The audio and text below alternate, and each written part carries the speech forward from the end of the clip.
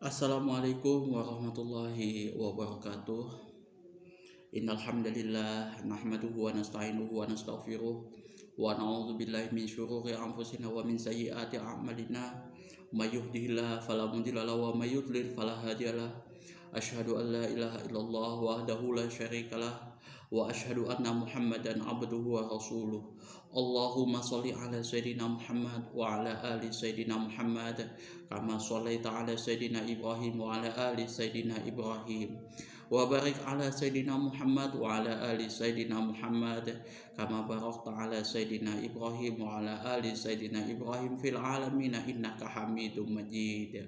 Rabbi shrah li sadri wa yassir li amri wahlul 'uqdatam min lisani yafqahu qawli, amma ba'du.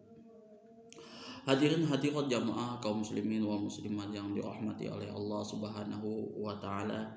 Kali ini saya akan membahas tentang kitab Fathul Qorib,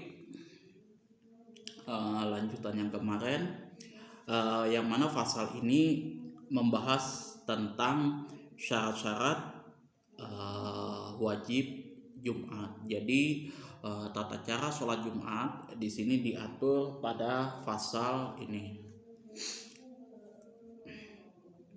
Faslun, adapun pasal yang menerangkan tentang wasyara itu wujubil Jum'ati, itu syarat-syarat wajibnya Jumat. Sab'atu asya'a, yaitu di sini syarat Jumat itu ada 7 perkara yang dibahas oleh musannif kitab ini. Salah satunya adalah al-Islam, yaitu seseorang tersebut harus muslim, ya.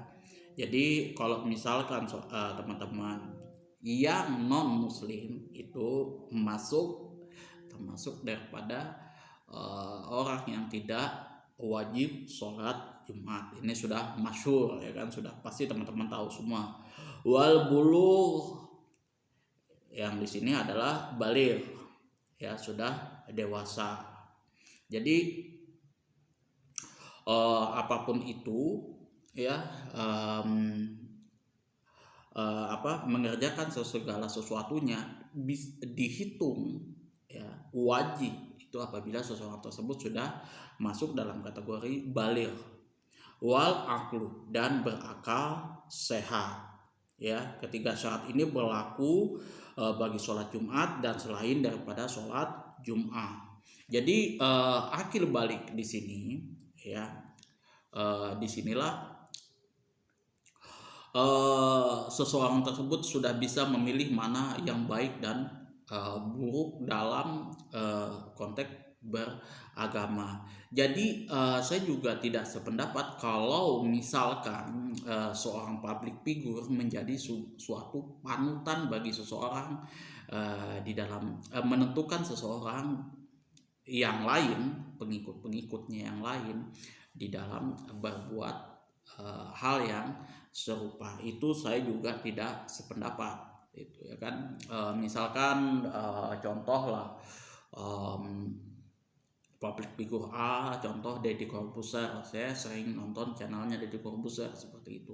Nah, apabila seorang public figure tersebut melakukan kesalahan, misalkan contoh lah, di situ dia melakukan hal yang tidak senonoh, mungkin tidur sekamar dengan siapa gitu kan, seperti itu, selebgram cantik seperti itu, kemudian dipublish, yang mana itu ya bisa nanti mempengaruhi pada pengikutnya, subscriber atau smart people yang lain, itu juga tidak relevan juga seperti itu. Karena jujur aja, kita yang namanya seseorang, ya kan, yang ada di Indonesia ini, terutama penggiat sosial media, itu sudah bisa memfilter mana yang baik, mana yang buruk seperti itu.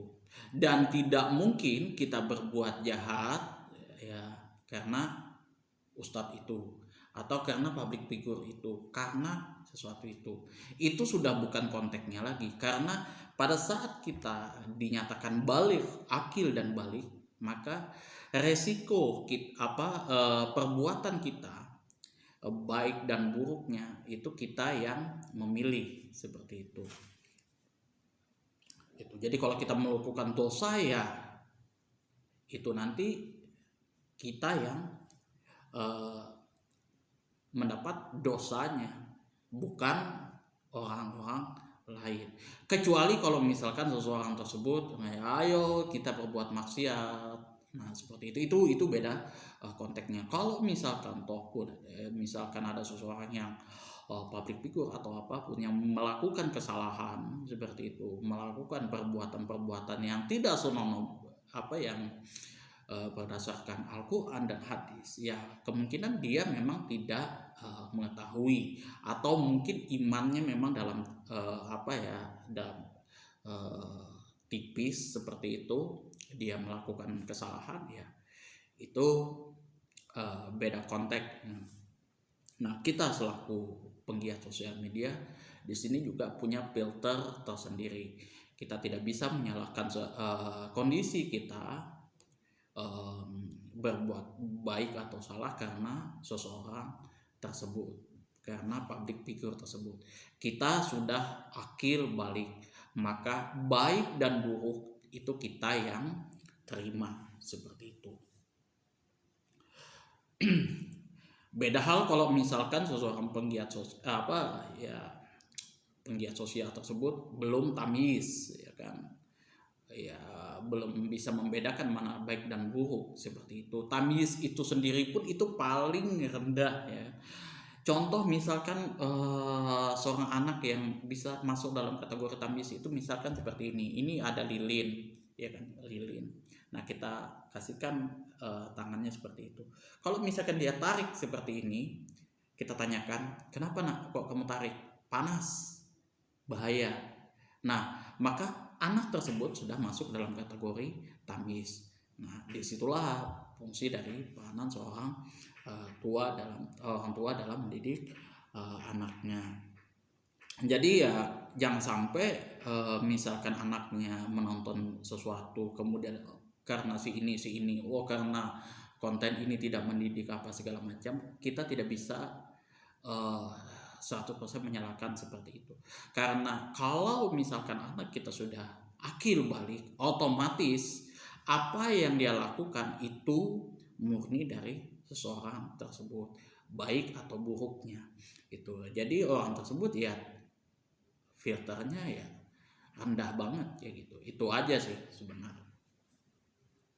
Ya kalau saya sendiri, walaupun toh pun dia mengajarkan segala sesuatu yang buruk, kalau misalkan itu bertentangan dengan saya, ya otomatis saya ketepikan gitu. Saya nggak bakalan ikuti seperti itu. Contoh aja misalkan Ustadz saya sendiri pun ya juga kita berbeda pandangan, berbeda pendapat di dalam melakukan segala sesuatunya. Itu bisa jadi hadis yang kita gunakan berbeda dengan hadis yang Ustadz kita gunakan. Itu di dalam masalah agama Islam, di dalam masalah fikih dan lain sebagainya. Apatah lagi ya seorang public figure yang memang dia nggak ada kapasitas di situ, istilahnya nggak punya barometer yang untuk kita contoh sebagai jadikan panutan, landasan kita di dalam berbuat baik atau buruk. Itu ya sudah urusan ranah mereka. Jadi yang namanya kita di sini yang sudah akil balik, ya hendaklah mempunyai panutan sendiri, patokan sendiri, ya berdasarkan apa yang sudah kita pelajari semua. Kita harus punya filter yang tebal untuk kita sendiri, itu self defense kita sendiri di dalam bersosial media. Jangan sampai apa yang kita lihat, apa yang kita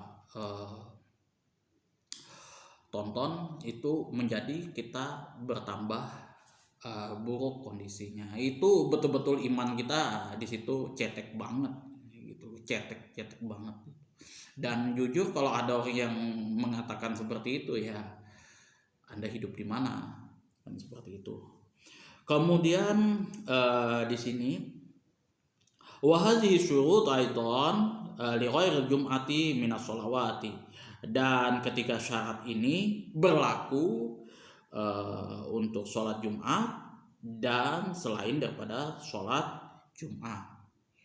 Itu tadi sudah, ya kan, kita Islam kemudian baligh berakal, sudah otomatis ya hal-hal yang seperti itu yang mungkin terjadi di kalangan kita, di sekitar kita, ya, itu sudah kita tidak bisa mempengaruhi kita sebagai orang yang Islam yang mempunyai iman yang tinggi seperti itu. Kita sudah punya filter tersendiri, ya kan, seperti itu. Kita punya pandangan.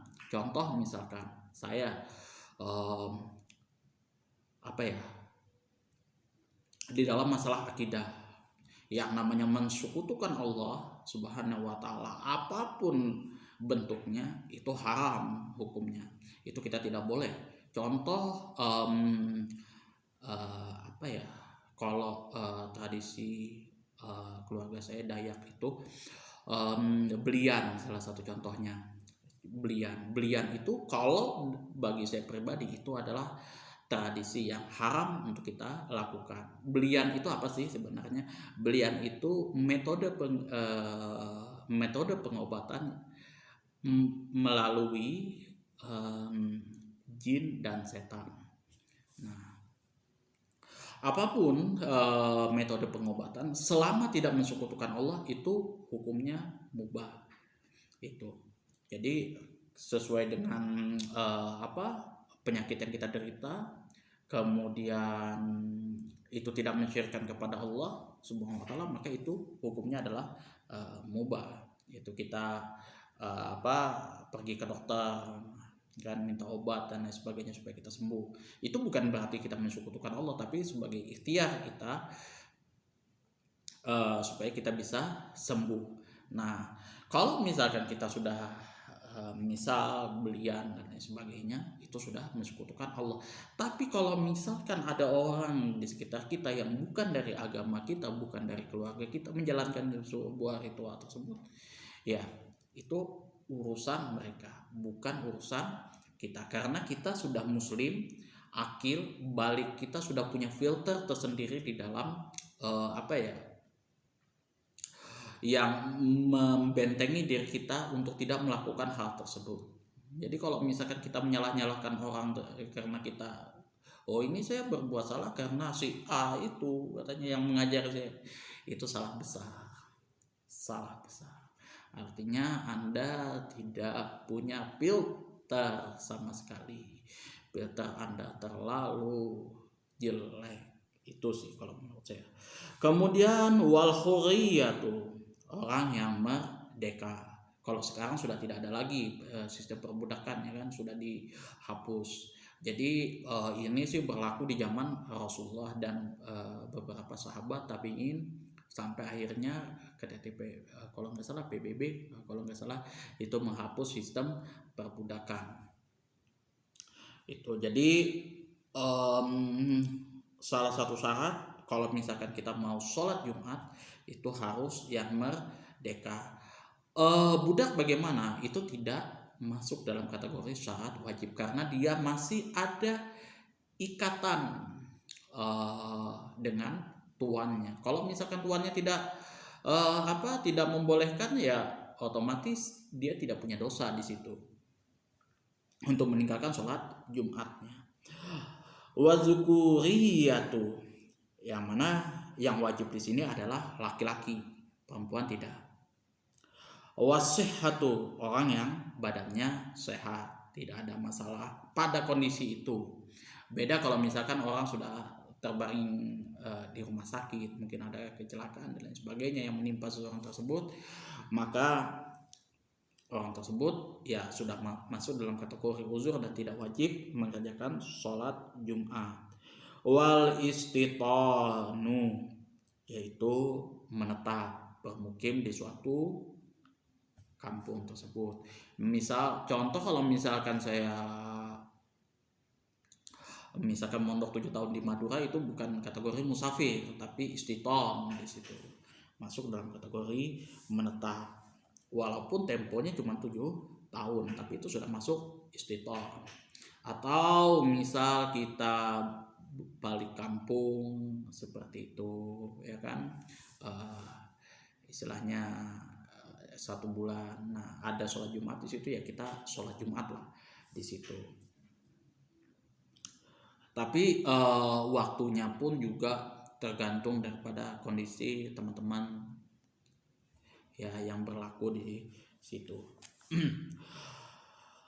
Falah tajibul jum'ata 'alal kafiri. Ala kafirin aslin wa sobin wa majnunin wa raqiqin wa unsa wa maradin wa nahwihi. Fala tajibul jum'atu, maka tidak wajib Jum'ah alal kafiri asli, atas orang yang betul-betul kafir. Seperti itu ya. Contoh lah, misal Nasrani, Yahudi, kemudian kalau di Indonesia yang 5 agama selain Islam itu masuk dalam kategori kafir asli. Seperti itu. Walaupun seseorang tersebut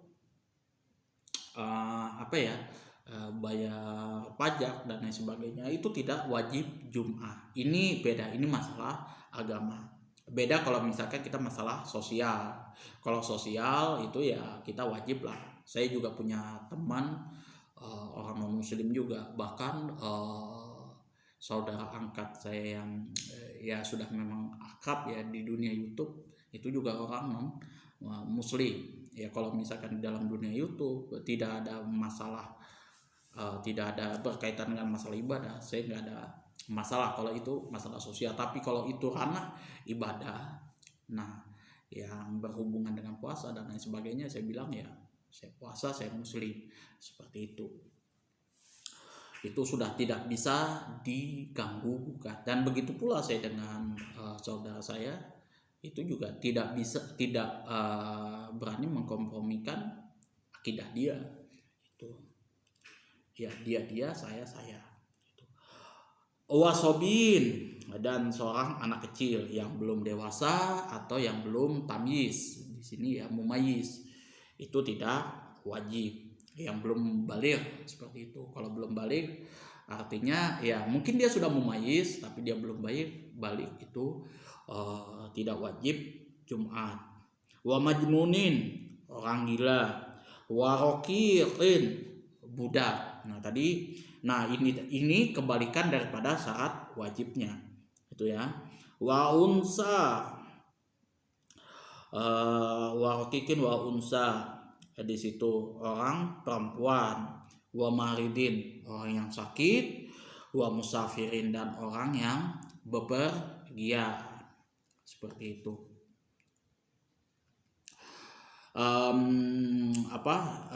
Di sini juga akan dibahas di sini secara terperinci laginya. Wasyara itu sihatu, wasyara itu sihati, syarat-syarat sahnya fi'laha, untuk mengerjakan sholat Jumat tersebut salah satu, ada 3 hal. Yang pertama yaitu al-awwalu, yang pertama darul iqamati, adanya tempat tertentu, allati yastautinuhal adatul mujammi'una sawaun fi dzalikal madan wal qura allati tutakhadzu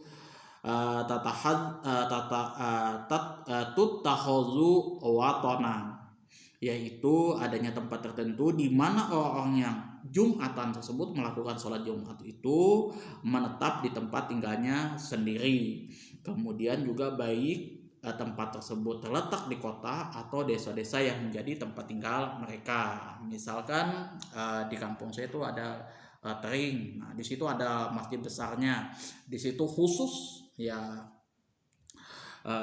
sudah pastinya di situ kita sholat Jumat di situ, kemudian sholat Id, sholat 5 waktu di situ tempat kita ngumpul. Dan kita memang orang yang bermukim di situ, bukan musafir. Wa ghafara al-musannif an dzalika biqaulihi antakunal baladul misra kanatil baladu au qaryatan. Nah, di sini musannif juga menggambarkan baik itu tempat kita sholat Jumat itu berada di perkotaan ataupun di pedesaan di situ. Jadi kalau misalkan di situ sudah mencukupi syaratnya mau melakukan sholat Jumat itu sah-sah saja. Seperti itu boleh di situ. Wasani yang kedua di sini ayakunal adat, jumlah daripada orang yang melakukan sholat Jumat di situ fi jama'atil Jum'ah. Nah, jamaah Jumat itu arba'ina rajulan, 40 orang laki-laki min ahli Jum'ah, daripada orang-orang yang melakukan sholat Jumat. Wahwal mukallaf, syarat orang yang masuk dalam kategori 40 orang itu harus mukallaf. Jadi orang yang memang betul-betul sudah dikenai hukum agama Islam. Az-zukurul ahrar al-mustautinun, yaitu orang laki-laki yang merdeka yang memang dia menetap di suatu tempat tersebut. Bihaitsu la yad'anuna, sekiranya pada musim hujan atau kemarau. Maka amma istautinuna sitaan wala saifan illa lihajatin. Sekiranya di situ dia menetap pada musim hujan atau kemarau, mereka menetap di situ, ya kan, pokoknya nggak ada inilah kondisi-kondisi tertentu lah. Nah, tidak berpindah dari tempat tinggalnya kecuali pada maksud tertentu, pada kebutuhan tertentu. Ya misal nomaden kayak gitu, itu bukan kategori mustautin di situ. Jadi kita memang betul-betul menetap di situ, kecuali misal ada keperluan-keperluan yang memang kita lakukan, ya kan. Wasalisu ayakunal waktu baqiyan. Yang ketiga, waktu Jum'ah itu harus ada pada waktu zuhur. Wa huwa waktu zuhri. Waktu yang dimaksud di sini adalah waktu zuhri, waktu zuhur. Fayustaratu an taqa'al jumu'atu kullaha fil waqti. Falau daqa waktu zuhri anha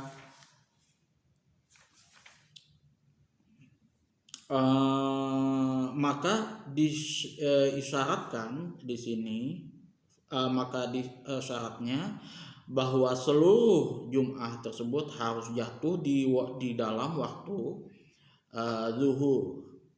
Jadi antaqa'al jum'atu kulluha fi waqti, jadi di waktu zuhur. Falau daqa, kalau misalkan seandainya waktu zuhur tersebut sudah sempat untuk digunakan Jumatan, waktu zuhri anha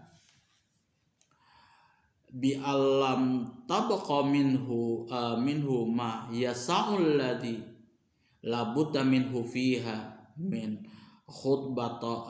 khutbataiha wa raq'ataiha sulliyat zuhran, dapat dipergunakan untuk melakukan 2 khutbah, mengerjakan 2 rakaat sholat Jumat, maka hendaknya melakukan zuhur saja. Kalau misalkan sudah sempit waktunya, jadi kalau misalkan kita sudah terlambat ya gitu kan, sudah tidak memungkinkan lagi untuk melakukan sholat Jumat, sudah tidak mungkin melakukan khotib di situ, khutbah Jumat, sudah tidak bisa melakukan lagi 2 sholat Jumat di situ, maka kita melakukan sholat zuhur saja di situ, ya kan. Kalau misalkan masuk waktu zuhur, ya kan, dalam jam apapun itu masih masuk dalam kategori waktu zuhur, ya itu wajib kita melakukan sholat Jum'ah di situ. wa tuhtasu rukhsatal jam'i bil matori. Nah, di sini terdapat keringanan, terdapat rukhsah boleh menjamak sholat al-jam'i, menjamak sholat, menggabungkan sholat bil matori karena hujan di situ. Bil musolli fi jama'atin, ditentukan pula bagi orang yang sholat berjamaah bi masjidin, di dalam masjid au ghairihi, atau selainnya, mimawadiil jama'ati bi'aidin, yang berupa tempat-tempat berjamaah yang terletak yang letaknya jauh, ya, yang letaknya mimawadiil jama'ati ba'idin, yang mana tempat-tempat kita berjamaah itu jauh urban secara lazimnya. Ia ta'adzal zahibu lil masjidi aw ghairihi mimma wadi'il jama'ati bil matori fi tariqihi, yang mana orang yang pergi ke masjid tersebut atau tempat-tempat lainnya yang dipergunakan untuk berjamaah bisa jatuh sakit di jalan sebab hujan tersebut. Jadi boleh menjamak sholatnya, atau mungkin sholat Jumat, sholat zuhur saja karena ada sesuatu atau kondisi-kondisi tertentu, kayak misalkan contoh COVID-19. Kalau misalkan di situ ringnya terlalu tinggi, kemudian ada fatwa yang mengatakan bahwa kita tidak boleh melakukan sholat Jumat, hendaklah melakukan sholat zuhur di rumah masing-masing, maka sudah tidak bisa diganggu gugat lagi. Berarti itu sudah rusuh bagi kita, tidak ada dosa bagi kita. Jadi kalau yang namanya kayak COVID sekarang, ya kan, COVID-19, kalau misalkan ada arahan daripada pemerintah atau ulama-ulama yang mengatakan bahwa ini kita lakukan sholat Jumat, sholat tarawih atau apapun di dalam rumah saja, di rumah masing-masing, maka kita lakukan di rumah masing-masing.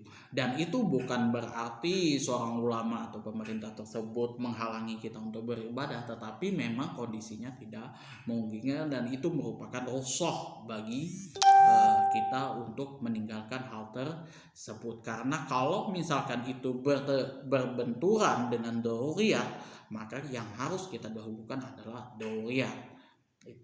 Itu sudah teman-teman bisa baca di dalam kitab Al-Muwafaqat, ya kan, perbedaan antara tahsiniyat, hajiyat, dan daruriyat. Nah, ulama-ulama ustadz-ustadz yang memang paham di bidang usul fiqh ini bagus banget kalau misalkan kitab Al-Muwafaqat ini dibahas di dalam kajian-kajiannya. Itu jadi orang tidak salah tafsir, tidak salah sangka dengan pendapat-pendapat atau fatwa-fatwa MUI tentang masalah hal-hal seperti ini. Kadang juga yang rancu kemarin itu ada ulama yang melarang sholat Jumatan di dalam di masjid, karena memang risknya di situ kenaikan infeksinya waktu itu tinggi. Nah, misal kayak di Bali atau di Surabaya seperti itu tidak boleh Jumatan karena banyak yang terkena virus corona. Misal seperti itu, tidak boleh sholat Jumat, sholat jamaah di masjid, atau sholat jamaahnya berjarak seperti itu. Itu adalah hal-hal yang dilakukan untuk mengurangi kondisi yang membahayakan. Artinya di situ yang diambil adalah hukum yang didahulukan adalah daruriyatnya. Kalau misalkan itu sudah berkaitan dengan masalah menjaga agama, menjaga kelangsungan hidup, kemudian di situ ada masalah nyawa juga yang bakalan yang tergadai di situ, maka daruriyat ini harus kita dahulukan. Keharaman di situ, kewajiban di situ tidak berlaku kalau misalkan kita berbenturan dengan daruriyat. Jadi tidak ada haram kalau misalkan kita berbenturan dengan daruriyat.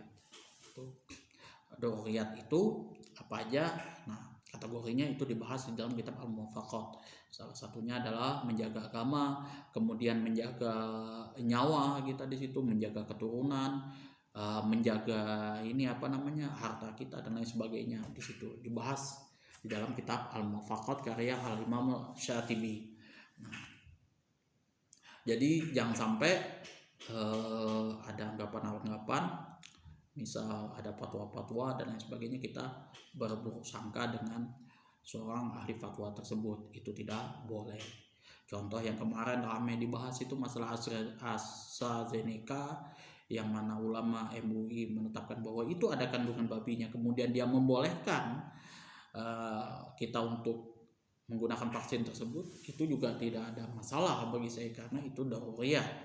Jadi walaupun di situ ada keharaman, di situ kita boleh menggunakan vaksin tersebut. Toh kita juga menggunakan vaksin tersebut biwaihat, tidak bukan dalam kategori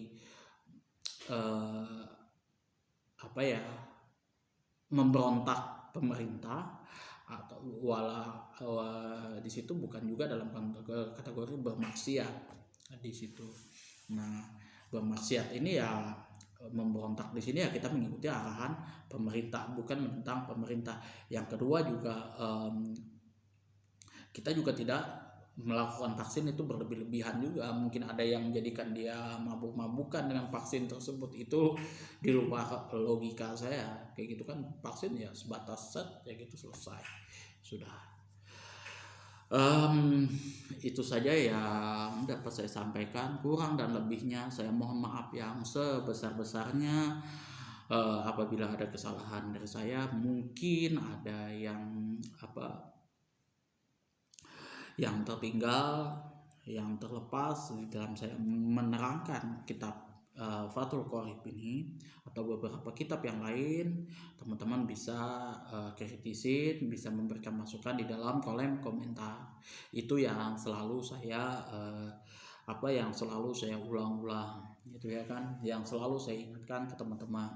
Nah, yang kedua juga jangan sampai misalkan apa yang menjadi saya sampaikan, hukum-hukum yang saya sampaikan menjadi dibenturkan kepada ustadz-ustadz yang lain. Itu juga tidak fair rasanya. Jadi meskipun saya mengkritisi beberapa ustadz dan lain sebagainya, itu murni memang ya perbedaan pandangan saja. Saya mungkin